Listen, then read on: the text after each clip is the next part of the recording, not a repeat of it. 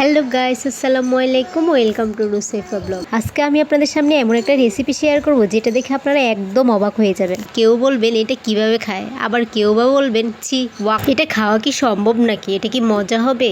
আপনারা শুধু একবার বাসায় ট্রাই করে দেখবেন বারবার আপনাদের খেতে অনেক ইচ্ছে করবে। আর আজকের এই রেসিপিটি তৈরি করতেছে আমার এটা হলো একটা ইটালিয়ান ডিশ। ইটালিতে এভাবেই খাওয়া হয়, আর আমাদের বাঙালিরা তো শুধু মশলাপাতি একগাদা দিলে আমরা মনে করি অনেক বেশি মজা হয়। প্রথমে একটু বড় সাইজ করে গরুর মাংসগুলো পাতলা পাতলা করে কেটে নেবে। তারপরে এটার মধ্যে একটু লবণ আর হালকা একটু তেল দিয়ে এপিট ওপিট ভালোভাবে লাগিয়ে নিতে হবে। চুলায় একটা প্যান বসিয়ে তার মধ্যে হালকা একটু তেল দিয়ে মাংসর পিসগুলো দিয়ে দিতে হবে। কিছুক্ষণ পরে একটা বড় কাঁটা চামচ নিয়ে তা দিয়ে একটু উল্টিয়ে নিতে হবে। এইভাবে কিছুক্ষণ পর পর একটু উল্টিয়ে নিয়ে কালারটা যখন একটু চেঞ্জ হয়ে আসবে তখন নামিয়ে নিতে হবে। দেখুন হয়ে গেল আমাদের রেসিপিটা। আর এটার সাথে যদি পাউরুটি হয় তাহলে তার কথাই নেই। এবার হলো খাওয়ার পালা। দেখুন আমি একটা প্লেটের মধ্যে মাংসগুলো নিয়ে কিছু সালাদ লেবু দিয়ে ভালোভাবে সাজিয়ে নিয়ে আসলাম। দেখুন কতটা সুন্দর দেখাচ্ছে। আপনারা সবাই রেসিপিটা একবার হলো বাসায় ট্রাই করবেন, দেখবেন কতটা টেস্ট পান আপনারা। আজকে এই পর্যন্তই, আল্লাহ হাফেজ।